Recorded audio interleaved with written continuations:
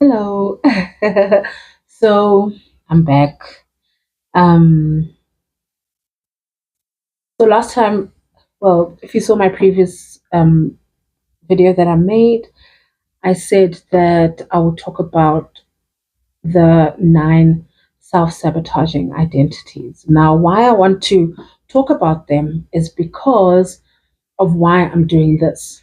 So, for a long time, I've always wanted to be like Oprah-esque. I've never said it out loud because I always felt like, oh, like everyone's gonna say, who cares what everyone says now? Like, really, they don't. I always tell myself they don't pay my bills, and half of the people I care about, whose judgment I'm so worried about, I don't even see them. I don't even talk to them. That's the crazy part.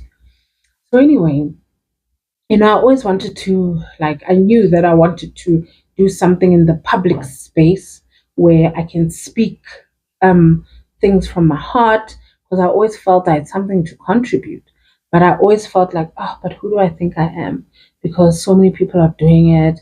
So who am I to try and do that? So I was very self-critical about allowing myself to do the things that I want to do, right? So a couple of weeks back, I then came across content about Dochi. I don't know why it was on my feed on YouTube, but it was Dochi this, Dochi that. So I went into one of the content pieces, and this guy was talking about how Dochi allowed herself to get uncomfortable with her core belief. I think he said, I don't know if he used the word core belief, but core something. Then of course, I didn't understand. And even when people talk about getting uncomfortable, I never understand that concept of discomfort. So what I did then, later that night, I went on TikTok and I found some lady was talking about how when you manifest, it's not, you can do as much of the manifestation tools as you want. You can do all of that, all the things that they share with you about law of attraction, law of karma, what all those laws, you know what I mean? And she said, as long as your core belief, in other words, your core identity, isn't aligned, then you won't get what you want because your core identity is what moves you, right? Or what drives you. So what I decided, I was like, oh crap, what are these so she called them 9 self-sabotaging core identities. So when I went in, I saw when I started like Googling and reading up on it, I saw that there's the 9 identities, and then I identified mine, right? So I want to read it to you, which is why now I'm sitting here, because all along I've been waiting for the perfect moment to do this. And obviously it never comes. I'll be like, oh, I hate the way my hair looks. Oh my God, I don't like how my camera looks. Oh, I don't have the right sound. Like I always had an excuse that worked for me, and it was good enough. It was enough. And even though I would try and go against it, it was far stronger than I was. So when I started reading about these core identities, these self-sabotaging identities, mine said it's the escapist is the one. When I was reading all of them, it knocked me out. So it says the escapist, you find anything to do except what matters to me. You disappear into distractions, me. You're always starting again. In other words, starting tomorrow. So what I always say is like, I had this, there's this, what people would call in the esoterics, they like to call it twin flame vibe. So I had a relationship where it was a twin flame vibe. And this guy was an escapist, and he used to irritate me. Like, he used to make me mad because I'd be like, why don't you get up? Like, why are you always watching TV? Why are you always not doing what you're supposed to do? Like, you bury your head in the sand. Everything you do, you bury your head in the sand. And you know what they say is that the thing that irritates you the most is when you need to pause and look at yourself. And when I read this, I was like, oh my God, I'm exactly like him. Because then I was like, oh, I do exactly the same thing. Like, my mother is always like, why are you da, da, da, da? And I was like, oh my God, like I'm an escapist. And that's why he used to irritate me. That part of him used to this, like it irritated me so much. And I saw that it's because he was a clear projection of the part of myself that was in the way of me getting to where I wanted to go. And why I know that is because I spotted it with him. I always say to him, this thing, you're always doing this. That's why nothing happens, because you don't do anything that takes you toward the person you want to become. Can you hear those words? I was speaking to myself. So he was the relationship, like in every aspect. That relationship was a 200% mirror of me. Oh, anyway. So now, so when I looked at these, so I'm going to read all of them to you just so that you know what they are. Maybe there's one that could resonate with you. If my audio did change, my mic battery died, I think, but I'm not going to post this, like, because this is the fourth time I'm recording this, and imperfection is okay. Like, we need to be okay with imperfection. As we go, we get better and better, and we need to understand that's how things work, is that as we go, it gets better and better, because as we go, we see how we can improve. So it's okay for it. It's okay. Okay, so we've got the inner critic, first one, and it's harsh self-talk, perfectionism, fear of mistakes, or procrastination due to pressure to get it right. Formed in environments where love was earned through success or behavior. Protects from shame. So I just have to highlight at this point that all these, you will relate to them in some shape or form. And how I found I related to them is that there were times in my life where one would be strong, like one of these behaviors would come up strong than the other. But there's one that's always at the core running this machine, but the others would always come up at different parts in my life.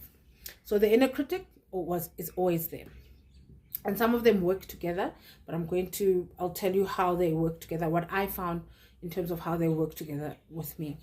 The imposter: you feel like a fraud despite real accomplishments. You downplay wins and overwork to prove your place. Born in spaces where your presence didn't reflect the majority, you internalized that success must be justified. The invisible one, number 3, you shrink when it's time to shine. You stay quiet even when your soul is loud. And visibility once felt unsafe. Maybe you were mocked, shamed, or overlooked. So, but if you can see others, you deserve to be seen too. So this is one of mine, the invisible one, right? I'll get back to that. Then there's the martyr, the overgiver. Number 4, you give until you're empty. You serve even when it costs your peace. You feel guilty for needing rest. Self-worth was tied to usefulness. You learned to earn love by disappearing into care. The rebel without a cause. This is also one of mine. You resist structure even when it helps.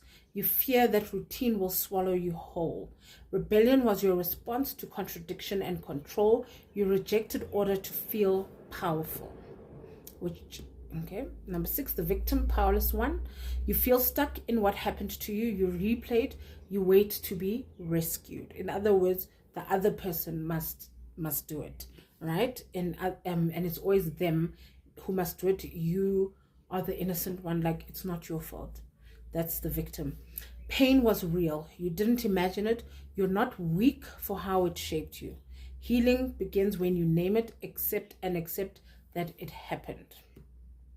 The controller: you micromanage outcomes, people, and plans.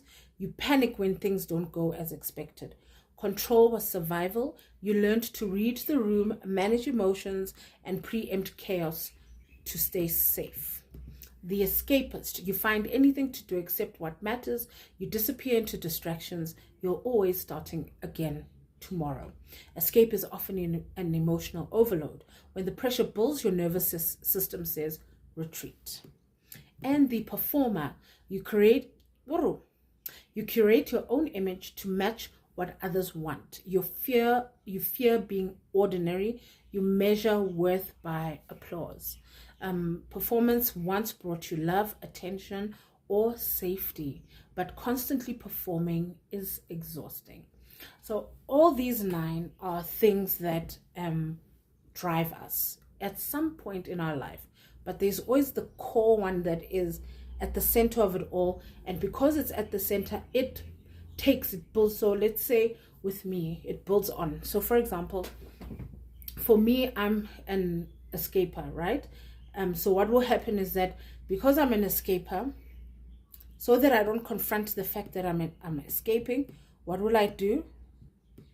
I will start either going to the rebel without a cause, or I will go to what is this one? Sorry, the inner critic, right?